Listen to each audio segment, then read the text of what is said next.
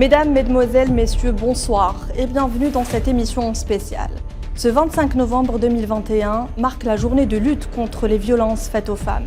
La violence à l'égard des femmes reste terriblement omniprésente et débute très tôt dans la vie d'une femme, comme le montrent de nouvelles données alarmantes publiées par l'OMS, l'Organisation mondiale de la santé et ses partenaires.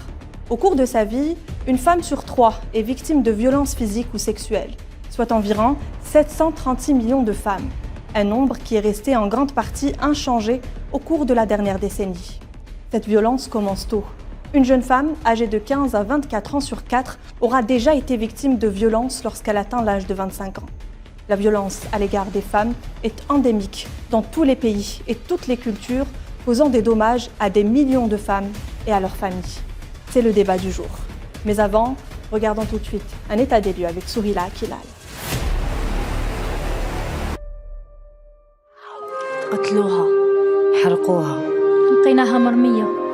Visage fermé, traits tirés et des mots durs, parfois même très durs. À travers cette campagne de sensibilisation, ces actrices algériennes ont choisi de dénoncer les violences faites aux femmes. Les chiffres font froid dans le dos. Selon le site Féminicide Algérie, 55 femmes ont été tuées en 2020 et 49 autres ont perdu la vie en 2021. Le même constat effarant est fait un peu partout dans le monde. Le nombre de femmes violentées, abusées ou tuées ne cesse de croître. Les restrictions et les longs mois de confinement induits par la pandémie de Covid-19 n'ont fait qu'aggraver une situation déjà très préoccupante. Un peu partout dans le monde, des actions sont menées pour dénoncer les violences faites aux femmes, qu'elles soient physiques, verbales ou psychologiques. De Paris à New York, en passant par le Pérou, l'Inde, la Turquie ou le Congo, des manifestations se multiplient pour inciter les gouvernements à prendre des mesures drastiques contre les auteurs de ces violences. Car il faut le dire, l'inaction et le laisser-aller des autorités, qui très souvent banalisent les plaintes, participent grandement à encourager les auteurs de ces violences à agir dans l'impunité la plus totale. Même si des mesures sont prises dans certains pays, notamment la distribution de téléphones grave danger, mise en place de bracelets anti-rapprochement pour les auteurs, ou la création de fichiers des auteurs de violences conjugales, ceci reste insuffisant car des vies continuent à être brisées tous les jours que Dieu fait. Bienvenue à tous dans ce débat et pour m'accompagner à animer cette émission, ma co-animatrice Leila Gertal, journaliste. Bonsoir Leila. Bonsoir. Également Tinhinan Makassi, vous êtes également journaliste à Al24 News. Bonsoir Tinhinan. Bonsoir Nabila. Et avec moi sur ma droite, donc Iman Merad. Bonsoir Iman, vous êtes journaliste également. Bonsoir Nabila. Et j'ai l'honneur d'avoir une invitée spéciale, donc Blerta Aliko. Vous êtes représentante résidente du PNUD Algérie. Bonsoir à vous et merci d'être avec nous. Bonsoir, merci. Avec nous également en direct par téléphone d'Alger, maître Nadia Aïdzaï. Bonsoir maître. Bonsoir à vous toutes et ravie d'être avec vous. Merci beaucoup de faire partie de ce débat. Tout de suite, nous allons commencer à parler de cette journée, donc le 25 novembre avec vous, Tinhinan Makassi. Nous allons revenir sur cette date qui existe depuis 1999. Vous allez nous en parler. Effectivement, la date existe depuis 1999. C'est cette date-là où l'ONU a décidé d'en faire une journée internationale et de la marquer et aussi d'inviter les gouvernements et les ONG à insister sur cette date pour faire la promotion des droits des femmes. Mais la date remonte à 1960 suite à l'assassinat de 3 militantes dominicaines dont l'assassinat a été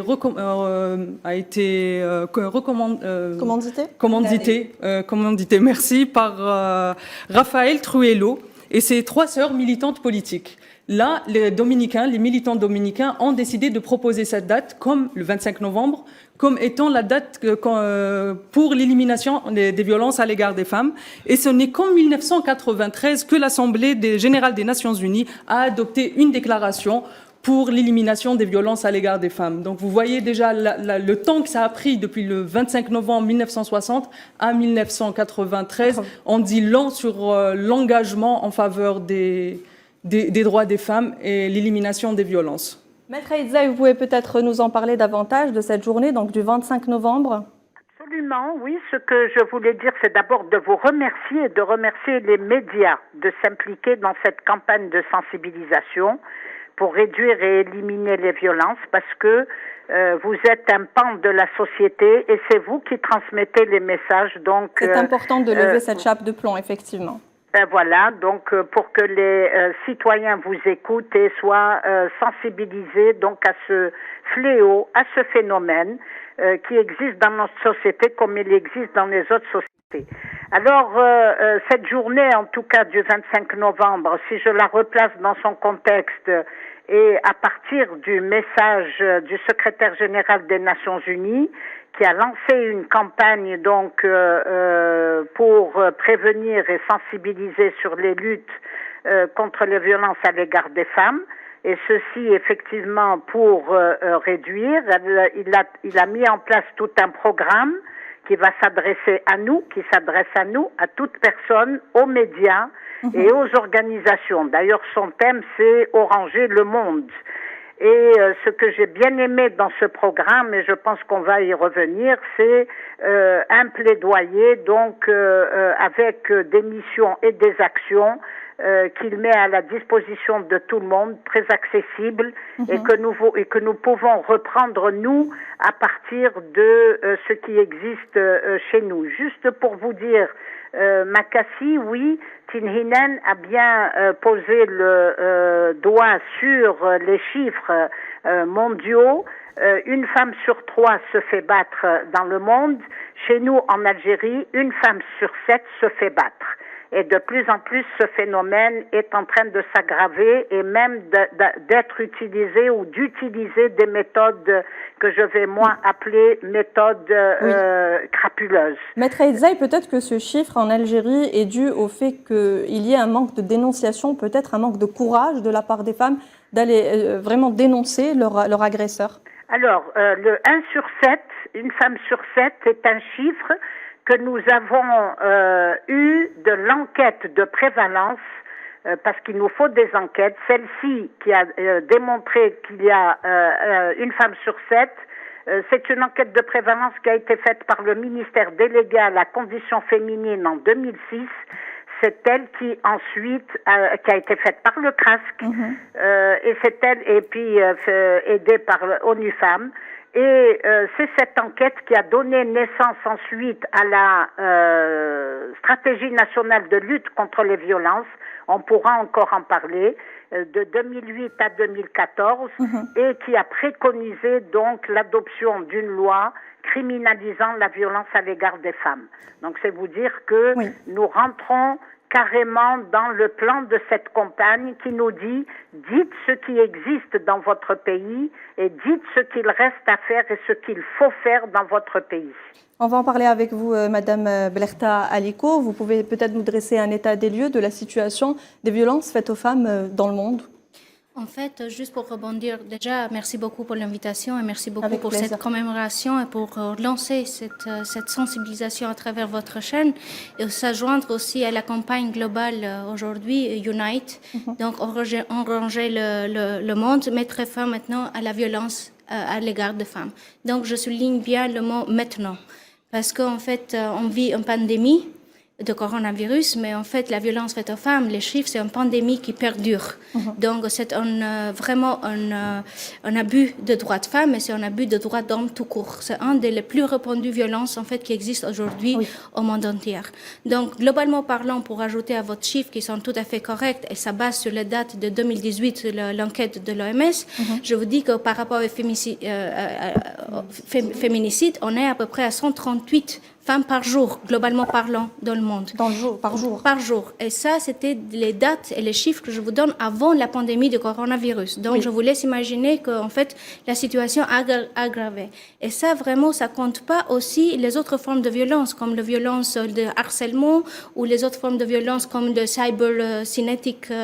Donc, il y a plusieurs d'autres côtés de violence qui ne sont pas inclus. Exactement. Aussi, on est bien conscient que c'est un problème qui est partout. Dans les pays en développement, dans les pays développés, aussi dans les pays en crise. Donc, il faut aussi souligner que la violence faite aux femmes, c'est aussi une tactique de guerre. Il ne faut pas l'oublier que dans les pays de conflit, il y a beaucoup de ces tactiques-là qu'en fait la femme s'est utilisée comme une tactique de guerre par rapport à l'honneur, par rapport à la question démographique, par plusieurs raisons. Donc aujourd'hui, globalement aussi, je voulais, même si c'est pas un problème algérien, mais c'est un problème mondial, on parle en fait, genital mutilation, female genital mutilation, je ne sais pas en français, voilà, la mutilation, où en fait c'est un problème endémique aussi, que plusieurs pays de notre région, d'Afrique, mais aussi de pays MENA, souffrent de ce grave problème. En fait, c'est une violence qui est vraiment inflictée par un très jeune âge aux filles. Et je voulais aussi ajouter que par rapport à la lutte contre la violence faite aux femmes, on doit regarder vraiment les causes profondes de cette situation. Parce qu'on est vraiment dans le mouvement féministe, que les femmes se battent pour les droits de femmes et tout ça. Il y a beaucoup de législations qui sont progressées dans le monde entier, mais est-ce que la situation a amélioré? En fait, on est dans les mêmes chiffres où on était il y a 10 ans en arrière, malgré l'évolution du débat, malgré l'évolution du côté législatif. Justement, c'est sur ça que je voulais vous interpeller. Aujourd'hui, on a plus de campagnes pour parler des violences à l'égard des femmes, on a de plus en plus de sensibilisation, mais les chiffres sont en train d'augmenter. Est-ce qu'il y a une augmentation, comme l'a dit ma collègue tout à l'heure, de la dénonciation, donc par ricochet une augmentation du chiffre, ou il y a réellement une augmentation des violences qui est due à des causes qui sont à l'intérieur des foyers? Moi, personnellement, je crois plus dans l'évidence. Il y a plus de dénonciations. Pourquoi? Parce qu'il y a eu un effort fait vis-à-vis des services. En fait, il y aura des dénonciations le moment où les dénonciations sont accompagnées avec un accès aux services. Et quand je parle de services, je parle de services multisectoriels, santé, légal, économique. Et donc, moi, j'aimerais bien y croire qu'on a travaillé pendant des années, mais pour y arriver, qu'il y a plus de dénonciations. Il y a une conscience, mais aussi, il faut le dire que je le dis ça avec... ça me pèse quand je le dis ça. On a fait une étude en Égypte pour plusieurs pays pays arabes. En fait, le problème, c'est qu'on a aussi un point de vue moins régressive par rapport à cette génération, par rapport aux droits de femmes, par rapport à les générations précédentes. Oui. Donc, on est en train de régresser par rapport à un point de vue de les droits qu'on les avait gagnés ou assumés comme gagnés, qui se mettent maintenant en cause. Donc, je vous dis qu'il y a le numéro de femmes qui en fait pensent régressivement par rapport à les droits de femmes eux-mêmes, ça a augmenté. Et ça, c'est vraiment inquiétant. C'est inquiétant. C'est très inquiétant. Justement, madame, vous avez parlé de l'Afrique. J'aimerais qu'on fasse aujourd'hui un zoom sur ces pays africains, certains pays en conflit également. On va se connecter tout de suite direction Sénégal en direct pour retrouver Wassou Tounkara, militante des droits des femmes. Bonsoir, madame Tounkara. Pensez-vous que les luttes des femmes africaines sont influencées par celles des femmes occidentales? Par rapport au type de violence dont les femmes sont victimes aujourd'hui en Afrique de l'Ouest, parmi ces violences, on peut citer les violences conjugales, les violences physiques, les violences psychologiques, les violences verbales. Donc, parce qu'actuellement, par exemple, si on prend l'exemple du Sénégal, depuis un certain temps, on note une recrudescence des violences. Oui. Si ce n'est pas un féminicide, c'est un cas de viol sur femme, c'est un cas de viol sur enfant. Et donc, tout ça, malgré le fait que dernièrement, le viol a été criminalisé dans ce pays. Donc, c'est ça aujourd'hui qui pousse les féministes à s'indigner. En même temps, actuellement, les féministes travaillent beaucoup sur la dénonciation. L'idée, c'est vraiment d'amener les vraies victimes à dénoncer leurs violeurs, parce qu'aujourd'hui, on se rend compte que pour la plupart des violeurs, c'est des parents proches, c'est des amis de la famille, c'est des connaissances, et malheureusement, la santé mentale et même la vie de la victime est reléguée au second plan au détriment de l'honneur de la famille. Nous constatons qu'à peu près c'est les mêmes violences que les femmes subissent au Sénégal. C'est les mêmes cas que nous voyons par exemple en Guinée. Il n'y a pas 2 semaines, une femme a été victime de viol, violée par des médecins. Par la suite, elle est tombée enceinte et c'est lors de l'accouchement qu'elle a finalement rendu l'âme. Donc la Guinée, c'est un pays proche, pas loin, et on a souvent ces cas de violence-là dont les femmes sont victimes actuellement. Oui, merci beaucoup à Madame Tounkara, qui a soulevé un détail important, c'est cet impact finalement sur l'enfant, sur les jeunes filles également, qui se retrouvent violées malgré elles, qui se retrouvent donc violentées de toute forme finalement, hein, Madame. Moi, je reviens sur la question de impunité. Oui. En fait, je veux souligner ce mot-là parce que vraiment, on peut pas continuer à agir en silence, à accepter ce type de crime. C'est l'impunité, c'est la criminalisation de ces actes pénals très graves. Et aussi, il faut vraiment travailler beaucoup sur le stigma et sur l'honneur. Parce qu'il y a tous ces éléments-là qui sont confondus, qui font en fait le moins de dénonciation. Et je parlais tout à l'heure, c'est un personnel médical, mais il ne faut pas oublier que le FGM que je parlais tout à l'heure, c'est en fait aujourd'hui c'est sophistiqué, c'est fait avec l'envie des parents, mais c'est fait par le personnel médical. Donc dans ce sens-là, vraiment, moi je pense qu'on doit insister que les lois qui existent dans les pays soient appliquées. Il y a plusieurs pays dans le monde qui ont fait des progrès énormes vis-à-vis de leur cadre légal, mais en fait, en fin de compte, quand on arrive à l'application, on a beaucoup de lacunes. L'application, parce qu'aussi la mentalité de tout le système qui applique, ça, c'est pas au point. Oui, justement, est-ce que je voulais rebondir, pardon, Imen, je voulais rebondir sur un aspect que vous avez cité tout à l'heure en disant qu'il y a une régression par rapport donc des femmes qui s'intéressent de moins en moins à leur cause, à leur propre cause, et donc la violence, c'est une des causes de la femme. Est-ce que ce n'est pas parce que sur le terrain, elles auraient peut-être remarqué d'une manière ou d'une autre que les lois qui sont faites en leur faveur ne sont pas appliquées et que cette façon, ça va engendrer aussi l'impunité, parce que quand une femme elle subit la violence finalement chez elle. On incite plutôt à se taire, à se dire non, c'est rien, ça va, ça arrive à tout le monde, tu n'es pas la première. Et donc, si elle dénonce, elle aura l'air de faire quoi qu'un peu vis-à-vis de la société. Donc, il y a aussi des sujets tabous, et ça reste des sujets tabous. Il y a aussi les femmes qui sont victimes de la violence, qui ne sont pas seulement dans le milieu conjugal. Il y a également les femmes qui subissent la violence dans les conflits. Et on en parlait tout à l'heure. Les conflits, les contentieux, les guerres, qui sont les premières victimes finalement? Ce sont aussi les femmes, parce qu'elles n'ont rien demandé. Elles avaient un foyer, elles avaient des enfants, elles avaient un mari, elles avaient eu entre guillemets, une vie normale.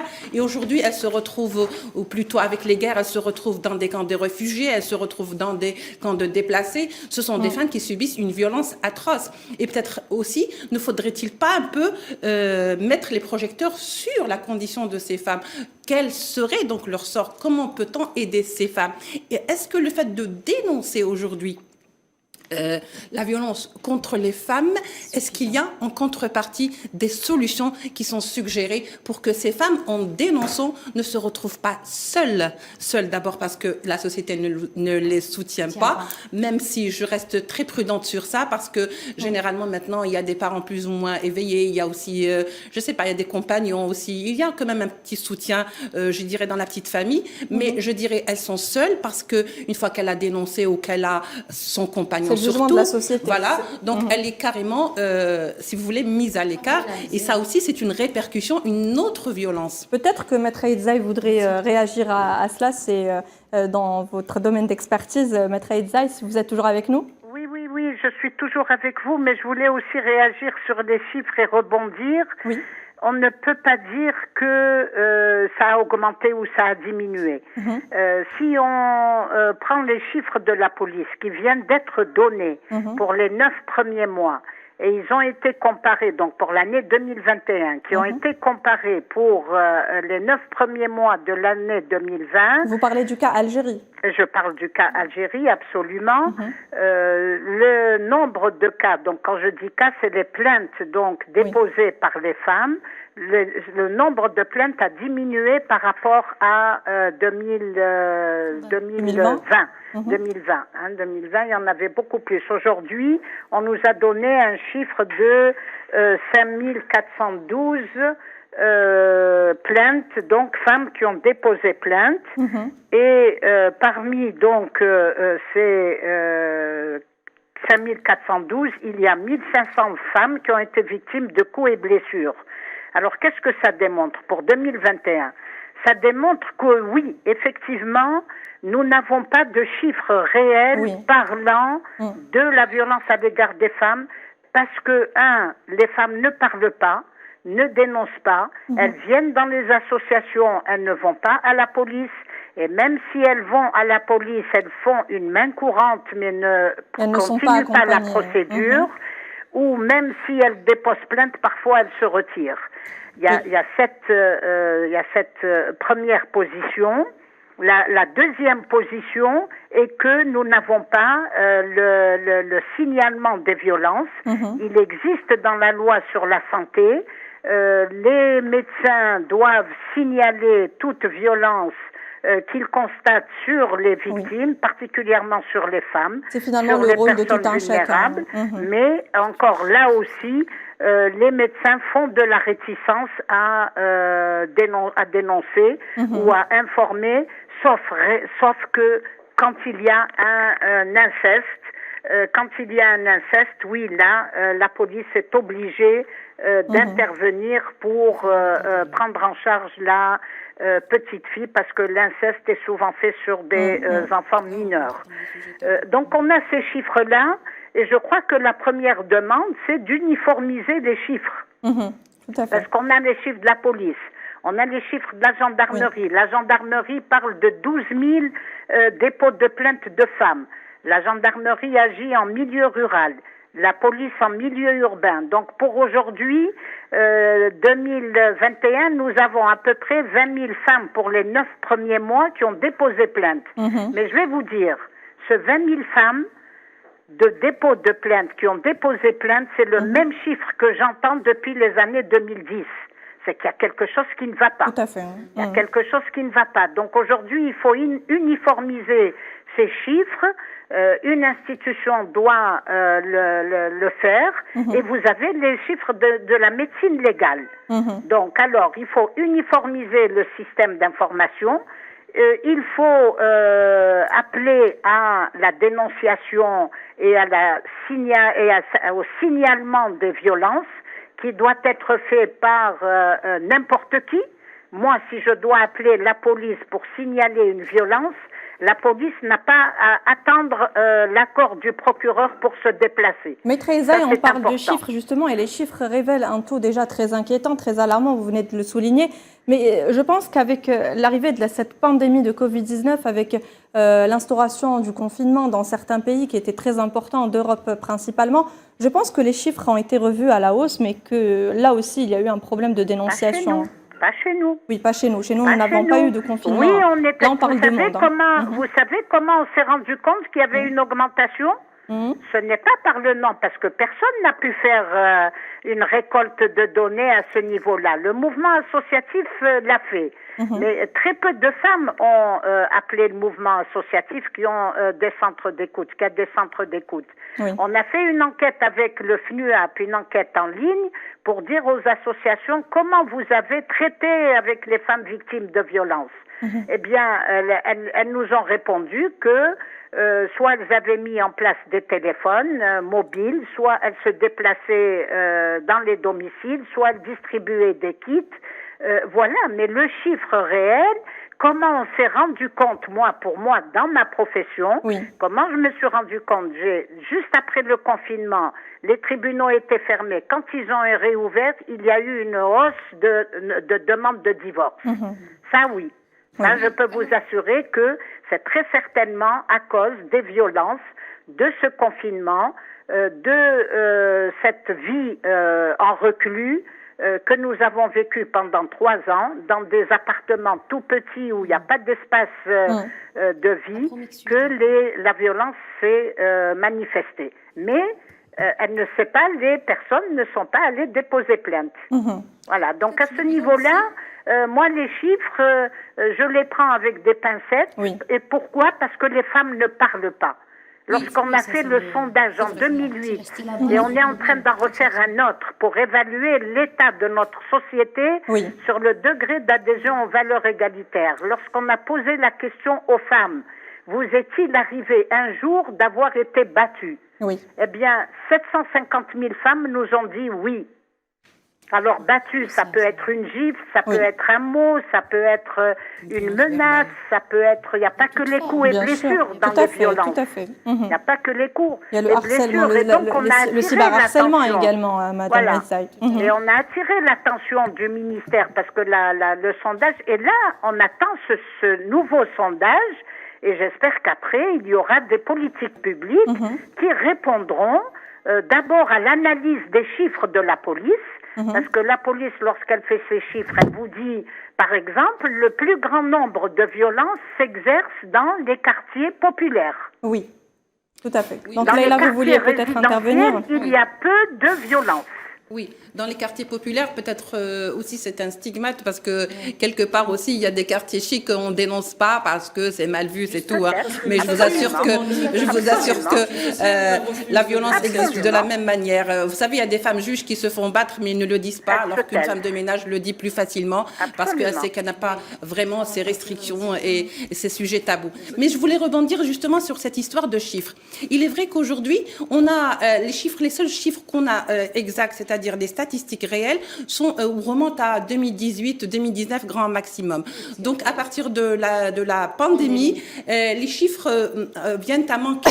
Pourquoi? Nous avons une augmentation du nombre de plaintes de femmes qui appellent, parce que c'est des téléphones généralement anonymes où on peut se plaindre et tout, mais nous n'avons pas un chiffre exact qui dit que, par exemple, dans tel pays, le taux de violence faite contre les femmes a augmenté, parce que tout simplement, je pense qu'on n'a pas suffisamment de recul. Il faut attendre un peu, il faut attendre quelques temps parce qu'on est encore en période de Covid. Ce que les gens oublient, ce n'est pas seulement en 2020, c'est aussi en 2021. Donc peut-être que par la suite, une fois que cette période sera passée, ou le temps de faire des statistiques réelles avec des chiffres qui parlent, on va remarquer que le chiffre sera réellement effrayant, parce que j'ai l'impression que quand même la violence contre les femmes, quand je dis contre les femmes, c'est aussi un petit peu les enfants, je veux toujours pas ricocher, mais c'est un petit peu ça qui fait le plus peur, et ça ne se dit pas, on ne le dit pas, on n'en parle pas. Iman, on est d'accord que la violence faite aux femmes devrait faire l'objet d'études peut-être dès l'enfance pour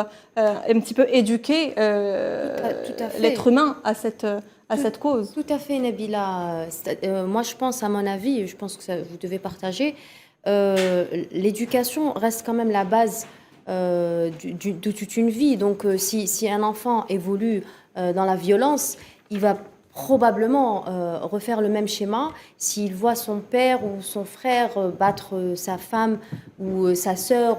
Il va grandir dans une ambiance quand même assez violente, et il y a des répercussions psychologiques très, très, très, très importantes. Donc, c'est important de relever ce point-là, car au final, c'est sa vie future qui va être impactée et des générations. Et donc, il faut trouver le moyen de canaliser cette violence. Et je pense qu'on a beau faire des journées comme ça, essayer d'en parler, médiatiser, sensibiliser, mais au final, il y a toujours de la violence. Donc, il faut déjà poser la question: pourquoi cette violence? Pourquoi cette violence? Donc, Madame Aliko, si on devait en parler, donc éduquer dès l'enfance, c'est aussi la sensibilisation. Il y a des campagnes qui se font. Bon, 16 jours de sensibilisation, ce n'est pas suffisant. Vous êtes d'accord avec moi? Pour moi, je pense que c'est une lutte de tous les jours. Voilà. Je parlais tout à l'heure d'une pandémie. On a parlé des lois, on a parlé de défis avec l'application des lois, mais on parlait aussi de comportement social. Donc, le comportement social, ça, c'est une lutte pour toute la société. Ça veut dire la petite enfance, l'enfance, l'adolescent, l'adulte, toute la vie. C'est un cycle de vie par rapport à cette pandémie de violence. Donc, on a les chiffres globaux. Donc, un enfant qui était sujet de violence, il a 70% et plus de chances de reproduire violence. Ça, c'est globalement connu. N'importe quel type de violence, ça peut être violence à l'école, ça peut être violence à la maison, ça peut être violence au niveau des activités dans la rue. Donc, cet enfant a une opportunité de 70% de reproduire. Ça, c'est déjà. Deuxièmement, on s'investit beaucoup sur la prévention et la réponse à cet âge-là. Par exemple, on est une femme adulte, on dit les dénonciations. Mais écoutez, toute cette pensée qui régresse, parce qu'on régresse avec l'éducation. On est toujours dans les stéréotypes, on est toujours dans la stigmatisation. On grandit, les mêmes parents grandissent différemment, la fille et le fils. Donc l'accès à la rue, l'accès à la vie sociale est différent. Donc le moment qu'on n'a pas, on est né pareil, mais l'accès après, dans la vie, il faut dire qu'il y a un processus de construction, la construction d'un homme violent, c'est un processus de construction. Une femme qui subit la violence est aussi un processus de construction. Les deux sont des constructions sociales qui sont faites par la société, que ce soit à l'école, que ce soit dans le foyer, que ce soit dans la rue, que ce soit dans les lieux de socialisation aussi. Donc la violence n'est pas quelque chose qui naît naturellement avec l'homme. C'est quelque chose qu'on apprend de la petite enfance jusqu'à l'âge adulte et qu'on reproduit. Et nous, on investit beaucoup à un âge adulte. On oublie, en fait, il y a des études vraiment très profondes à faire, Brookings University et même dans les autres universités, où ils font le behavioral insight par rapport à la petite enfance.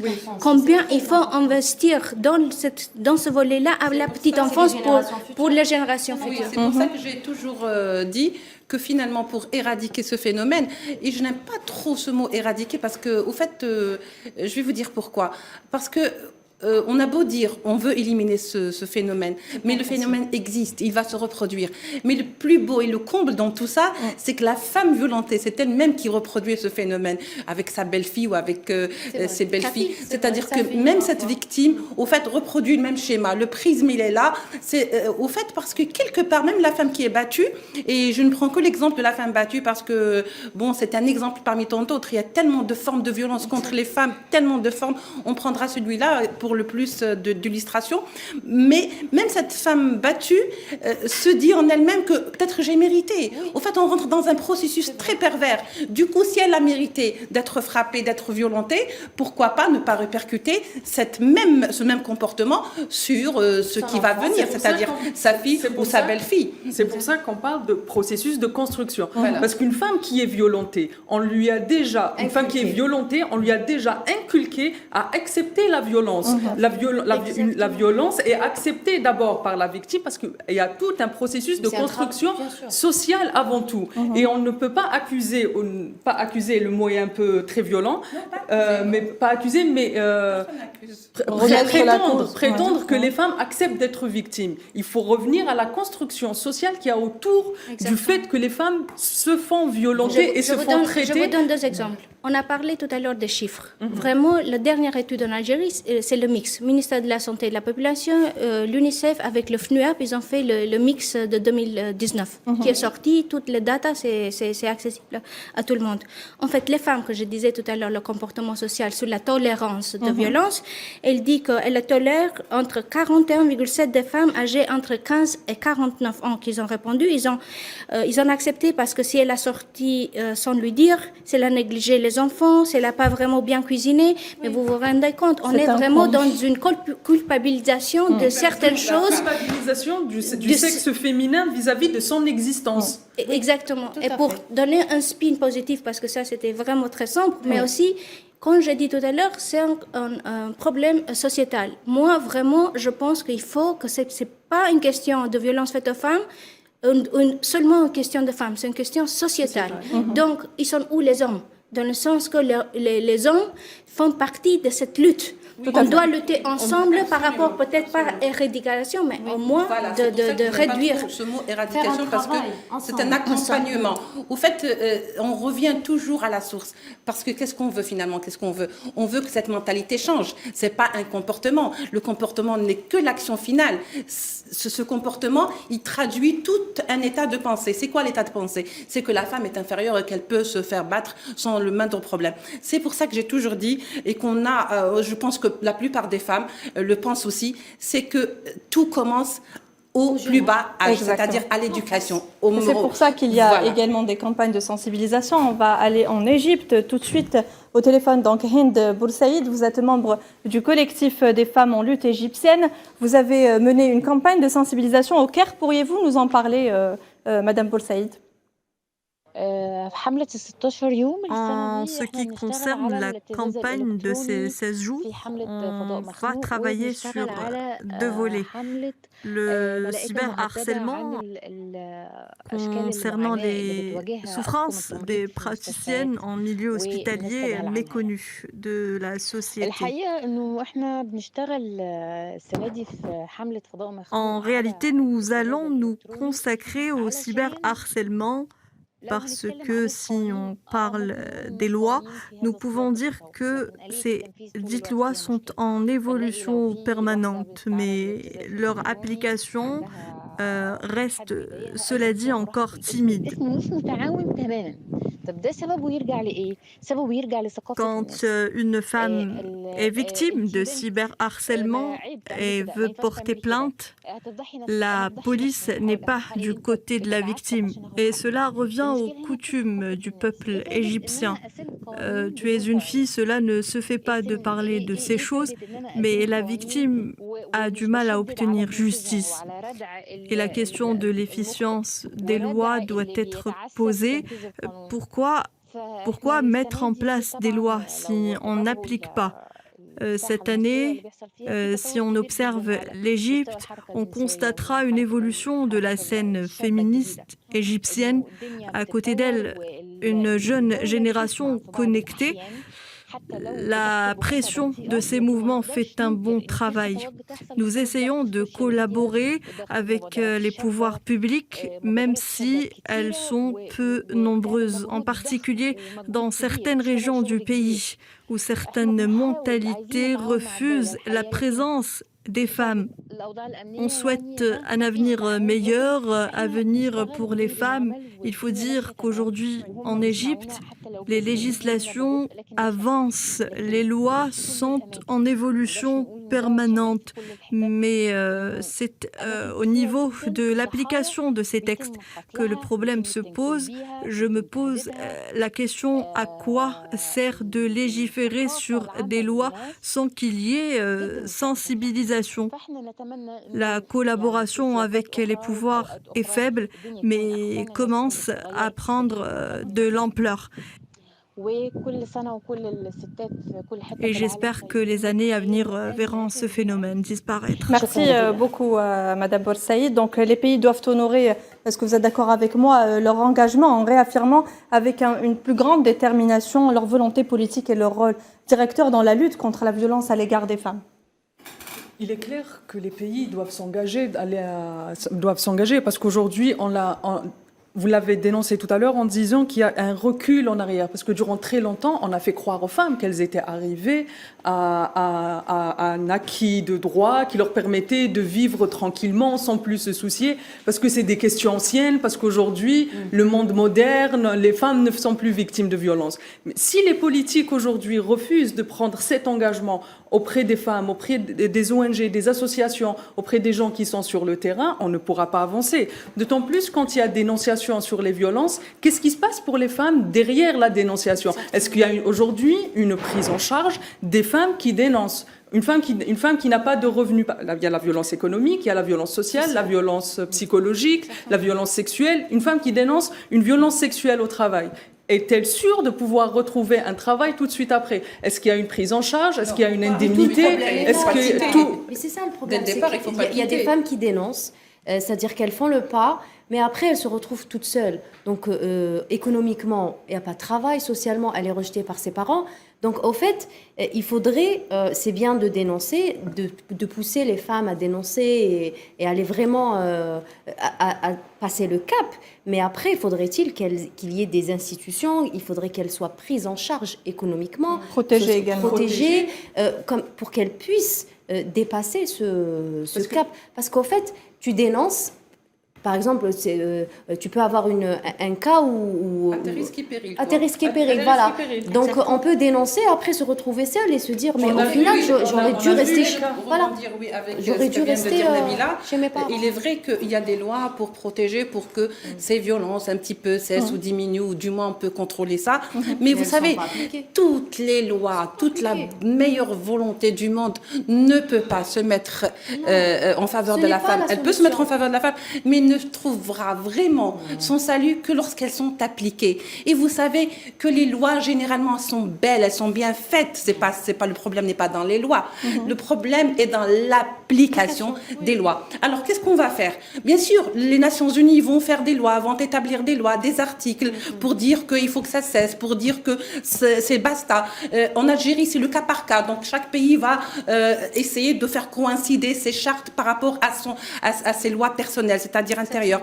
Mais le problème, c'est comment ces lois trouvent-elles application sur le terrain? Eh bien non. Comment voulez-vous obliger un homme qui ne paye pas la pension de ses enfants à le faire? Surtout que les hommes ont mis une astuce pour fuir à ces textes de loi, et pas seulement les hommes. Je veux dire, je parle pas en tant que vous allez vous attirer les foudres des hommes algériens. Voilà, je ne veux pas du tout. Oui. Mais je parle des lois de manière générale. Vous savez déjà, de manière générale, on a du mal à faire appliquer les lois. Alors en plus, quand il s'agit des femmes, vous voyez un petit peu le tableau, ça sera encore plus délicat. Voilà, donc il faut aller vers des prises en charge et du cas par cas. Et c'est pour ça que je reviens toujours vers l'éducation. Parce qu'il faut changer les mentalités. C'est un travail de longue haleine qui commence très tôt, mais qui donne des fruits. Je vous assure qu'il donne des fruits. Parce que quand vous prenez un enfant, que vous lui expliquez que la sœur ou la petite fille n'est pas son ennemi, c'est juste sa petite sœur qu'il faut aider. C'est des partenaires. Là, justement, il y a une certaine forme de dénonciation qu'on regarde. C'est la dénonciation 2.0, si j'ose dire. C'est une dénonciation qui se fait via les réseaux sociaux et certaines campagnes. Je vous propose de regarder ce reportage signé Fatma Mahni. On revient juste après pour en débattre. Les hashtags MeToo ou encore Balance ton porc ont secoué les discussions autour des rapports de genre dans l'espace public. La bulle Internet a explosé ces dernières décennies et devient une plateforme incontournable pour mettre en avant l'intérêt porté aux mobilisations, notamment féministes, constituant alors un terreau fertile pour l'émancipation et l'empowerment. Sur Internet, le mot féminisme est le plus évoqué dans le monde, avec plus de 1,22 million de mentions. C'est un sujet très mobilisateur et force est de constater qu'il n'a pas fini de faire parler de lui. Créé en 2007 par l'activiste féministe Tarana Burke, le hashtag MeToo dénonçait à l'origine les violences sexuelles subies par les minorités visibles. 10 ans plus tard, c'est Alyssa Milano qui le relançait, dénonçant les crimes sexuels d'Harvey Weinstein. Dans les 24 heures suivantes, il était repris 12 millions de fois. Ce n'était que le début d'une déferlante de témoignages. Une femme sur 3 a déjà été victime de violences dans le monde. Les chiffres froids des statistiques laissent place à des mots d'amis, de relations ou de membres de la famille. En 2015, l'Irlandaise Emma Murphy publie sur sa page Facebook une vidéo dans laquelle on la voit avec un œil au beurre noir. Elle y explique qu'elle a décidé de quitter son compagnon violent.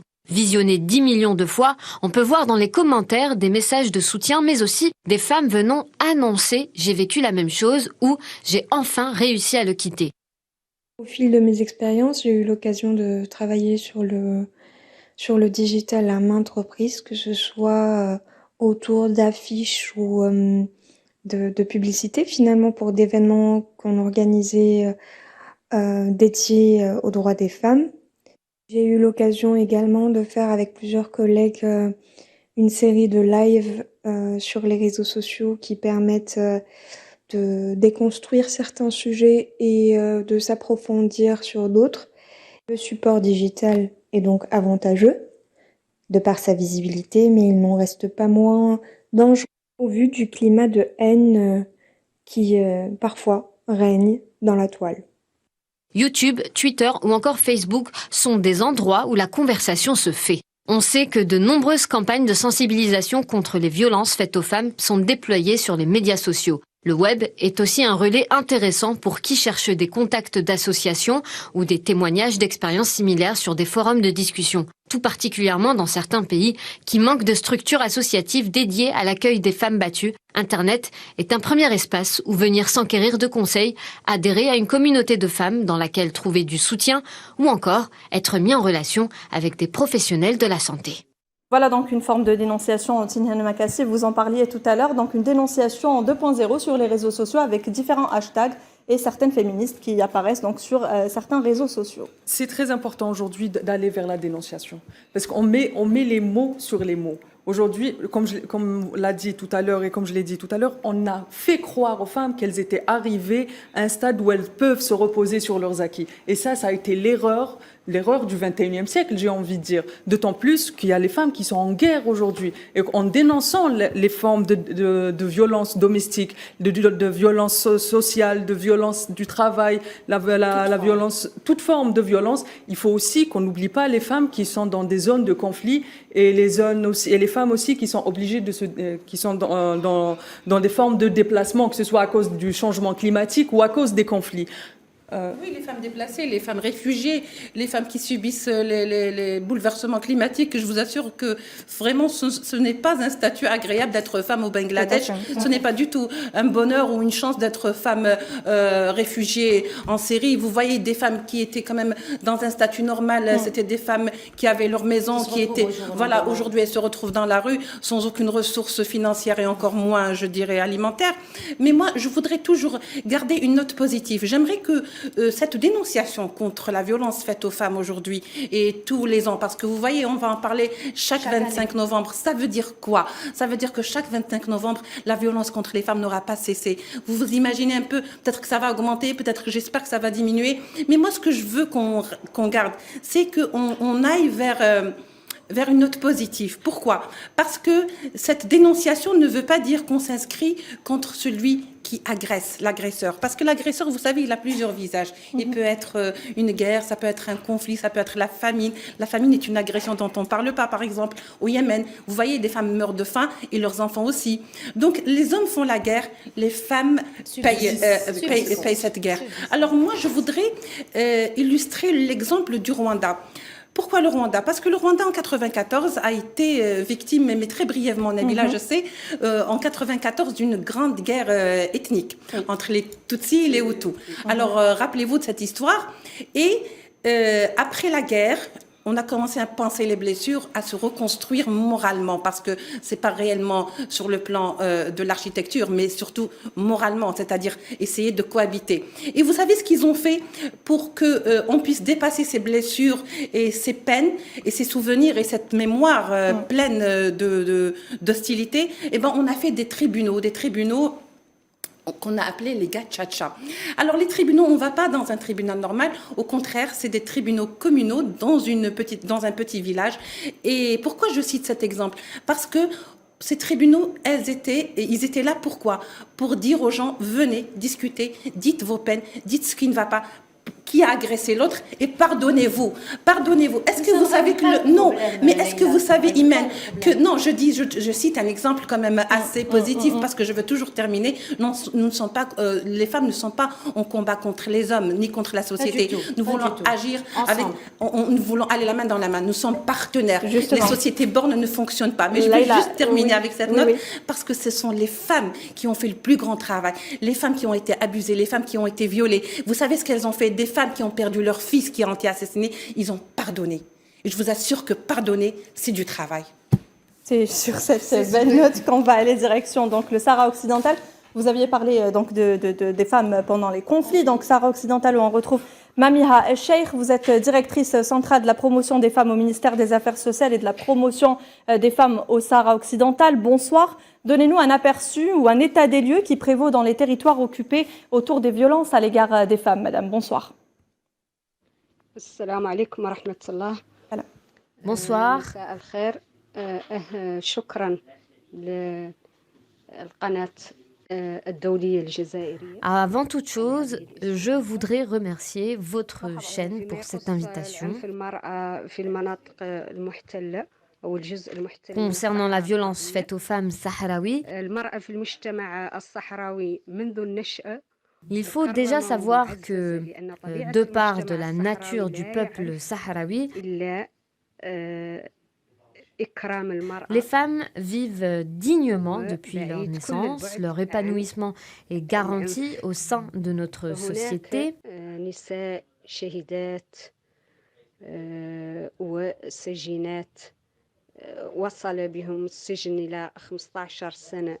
Martyrisées, violentées, et les exemples sont nombreux.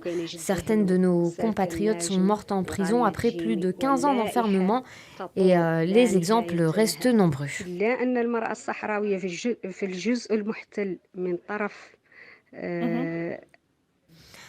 Cela dit, elles doivent faire face aux exactions du Marzel,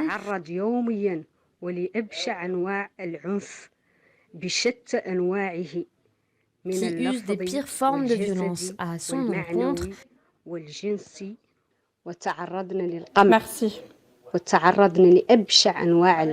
Merci beaucoup, Madame Mamiha El-Sheikh, d'avoir été en direct avec nous du Sahara occidental. Donc, Madame Eidzai, Maître Eidzai, si vous êtes toujours avec nous, je vais vous laisser la parole pour conclure votre intervention sur cette journée donc, de lutte contre les violences à l'égard des femmes.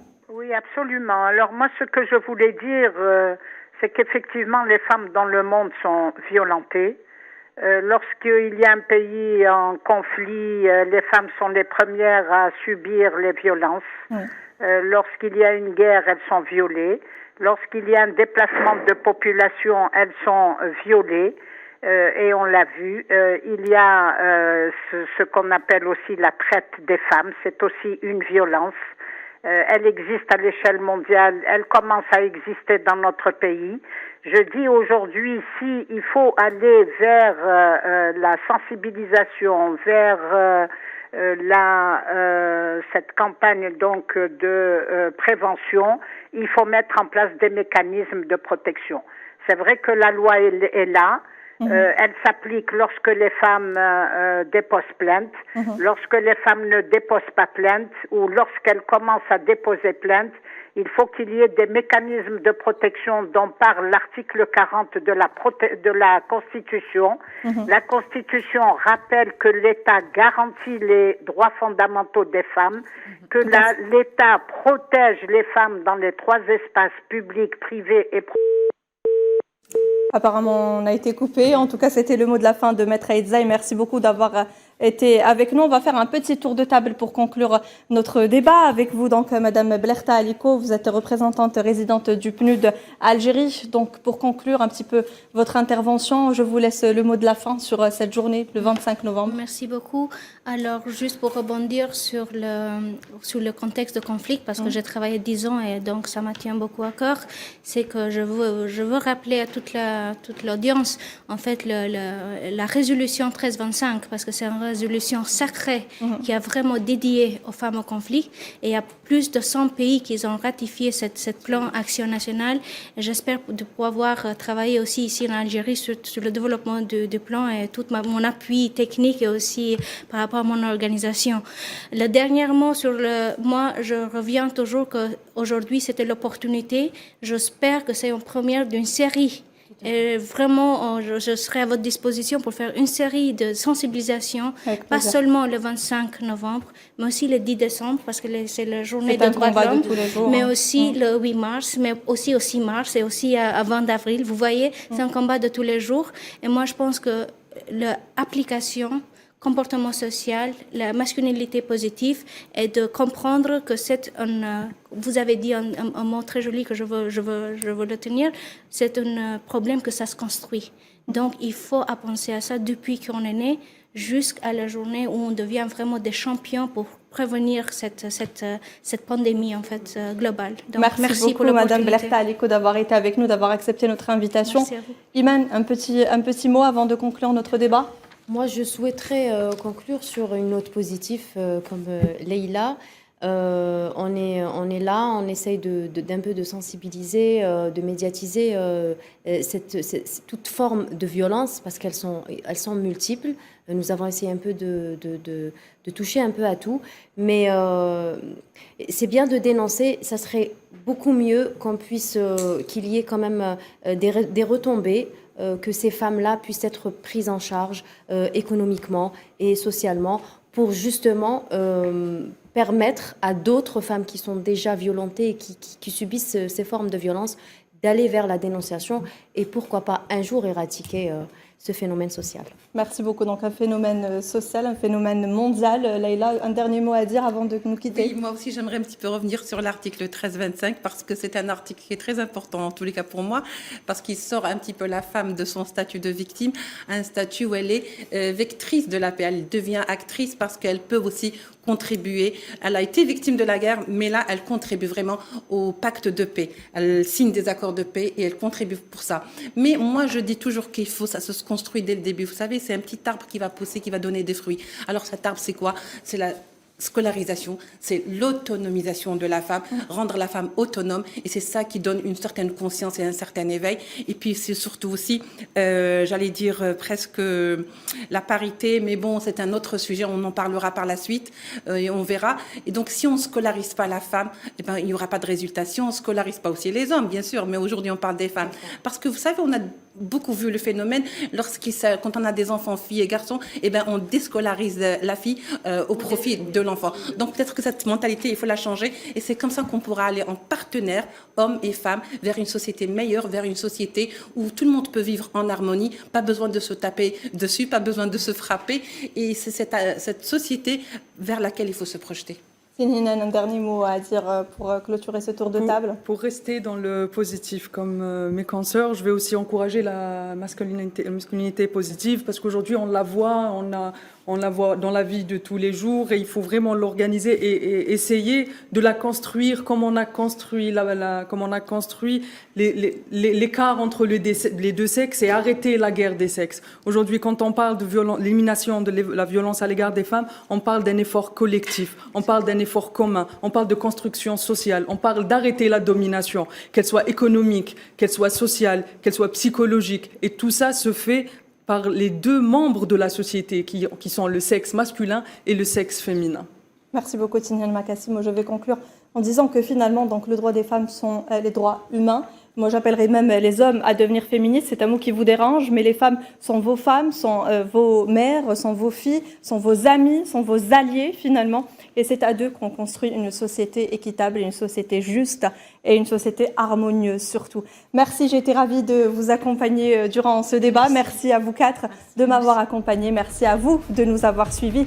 Et je vous dis à très bientôt pour un numéro peut-être un petit peu plus positif où on parlera de l'éradication de ce phénomène. Bonne soirée à tous sur Al24 News.